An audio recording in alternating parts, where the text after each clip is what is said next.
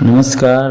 ધોરણ 5 વિષય હિન્દી અને એના એકમ નંબર 16 પહેલિયા, જેના સ્વઅધ્યયન પોથી સોલ્યુશન માર્ગદર્શનમાં તમારું સ્વાગત છે. જોઈએ આપણે અહીંયા માર્ગદર્શન. તો પ્રશ્ન નંબર 1 ની અંદર જોઈએ તો શું કીધું છે? પહેલિયા કા અંતર ઢૂંઢ કર ઉસકા ક્રમ લીખીએ. તો આ બોક્સની અંદર આપણે એનો ક્રમ લખવાનો છે. જોઈએ તો એમાં પહેલી છે અની બ સાથે જોડવાનું છે.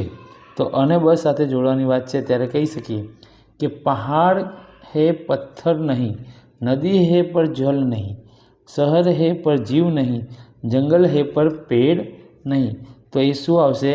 તો એમાં કહી શકાય કે નકશો નંબર 2.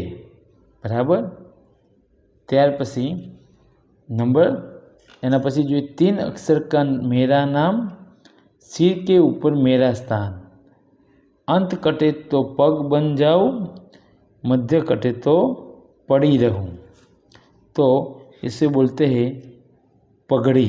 क्या बोलते हैं? पगड़ी. तो वो कहाँ है?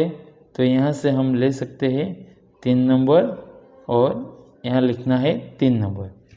उसके बाद 5 नंबर में देखते हैं गोल गोल घर है मेरा, हर कमरे में रस, जो ही मुंह में रखोगे तो जाओगे मस्त. તેમાં આવશે જલેબી, જેમાં અહીંયાથી 5 નંબર. धरती में मैं पैर सिपता, आसमान में शीश उठाता, टिका हूँ पर चल नहीं पाता, पैरों से हूँ भोजन खाता.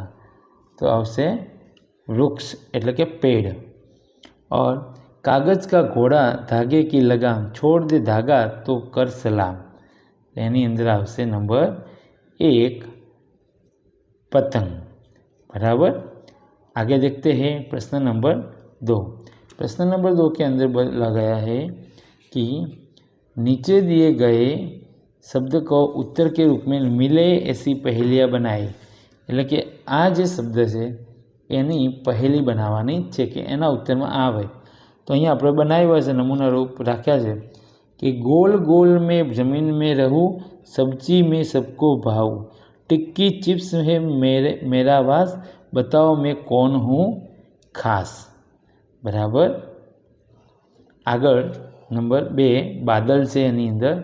तो बादल में जुए तो बादल में कीधु है कि आकाश में हम फिरते रहे, काले सफ़ेद रूप में दिखे, बारिश लेके आ जाऊँ, बताओ मैं कौन हूँ. तो एમાં શું બને? बादल. नंबर 3 फूल.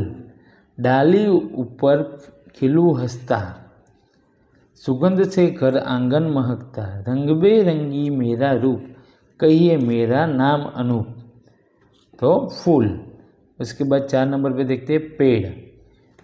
जब भी मैं खड़ा रहूँ मजबूत, साव हूँ बहुत खूब, साव दूँ बहुत खूब, फल फूल है मेरा उपहार, कहो मैं कौन दरबार.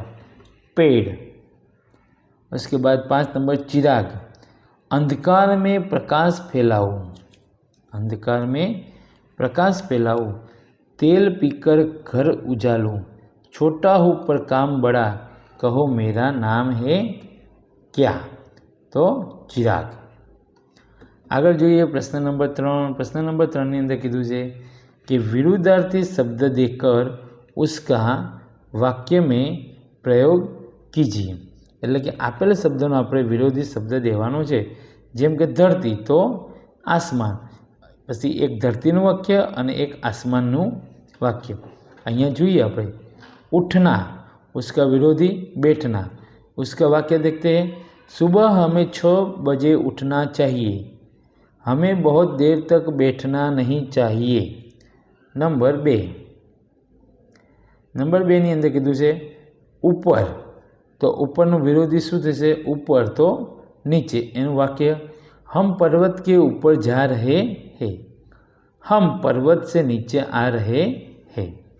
ત્યાર પછી शुरुआत तो अंत. वाक्य જોઈએ उस फिल्म की शुरुआत अच्छी थी, उस फिल्म का अंत अच्छा नहीं था. ત્યાર પછી सहारा. તો સહારાનો વિરોધી થશે બેસહારા। वाक्य જોઈએ, बुढ़िया का सहारा उसका बेटा था, बुढ़िया बेसहारा हो गई। समानार्थी शब्द જોઈએ तो समानार्थी शब्द देकर उसका वाक्य में प्रयोग कीजिए। જેવી રીતે વિરોધી શબ્દનો વાક્યમાં પ્રયોગ કર્યો એવી જ રીતે સમાનાર્થીનો કરવાનો છે। पहाड़ और पर्वत, पहाड़ और पर्वत। वाक्य જોઈએ, गिरनार गुजरात का ऊंचा पहाड़ है, हम पावागढ़ पर्वत पर चढ़े। पेड़ तो वृक्ष। वाक्य देखते हैं, बगीचे में कई सारे पेड़ हैं, मुझे पीपल का वृक्ष पसंद है। नंबर 3, धरती, धरती तो धरा, धरती तो धरा। उसका वाक्य देखते हैं, धरती हमारी माता है, हम इस धरा पर रहते हैं। शीश, क्या है? शीश, तो उसका समानार्थी मस्तक, उसने भगवान के सामने शीश झुकाया, हमें बड़ों के सामने मस्तक झुकाना चाहिए।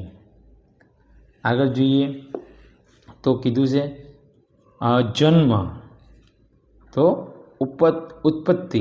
वाक्य देखते हैं, गांधी जी का जन्म पोरबंदर में हुआ था, पृथ्वी पर प्राणियों की उत्पत्ति हुई। आगे देखते हैं, गरीब, गरीब तो उसका भी समानार्थी हुआ निर्धन। तो इसमें देखते हैं, हमें गरीबों की मदद करनी चाहिए, भारत में कई लोग निर्धन है। उसके बाद रात, निशा, कल रात बहुत बारिश हुई, निशा के वक्त सब सो जाते हैं। चित्र के आधार पर रिक्त स्थानों में शब्दों की सूची लिखिए। એટલે કે અહીંયા જે આપેલું ખાનું છે એના આધારે આપણે શબ્દો લખવાના છે। જેમ કે અહીંયા જે ચિત્ર છે એમાંથી આપણે લખી શકીએ ગધા, કુંભાર, લકડી और સામાન, બરાબર। એવી જ રીતે બાજુમાંથી લખી શકીએ, બાજુનું જે ચિત્ર છે એની અંદર આપણે જોઈએ તો શું છે તો કે અહીંયા હાથી સાથે વાત કરી રહ્યા હોય એવું જણાઈ રહ્યું છે। शेर, आदमी, पेड़ और बातें। आगे જોઈએ नंबर 3, तो એની અંદર આપણે લખી શકીએ કે વિક્રમ, વેતાલ, તલવાર, पेड़। बाजूનું જે ચિત્ર છે એની અંદર आदमी, बस स्टॉप, सड़क और कोट। प्रश्न नंबर 6, बताओ मैं कौन हूँ। तो એમાં જોઈએ આપણે तो चिट्ठी और पार्सल लेकर लोगों को पहुंचाता दिन भर टपाली, हर दिन विद्यालय में जाती बच्चों को मैं खूब पढ़ाती अध्यापिका, सर्दी गर्मी या बरसात देश की रक्षा में तैनात सैनिक। तो अहींया आपणुं आ एकमनुं स्व-अध्ययन पोथी सोल्यूशन मार्गदर्शन पूर्ण थाय छे। आवा ज सोल्यूशन मार्गदर्शन मेळववा अने अमारी साथे जोडाયેલા રહેવા માટે અમારી ચેનલને આજે જ સબસ્ક્રાઈબ કરો। આવજો।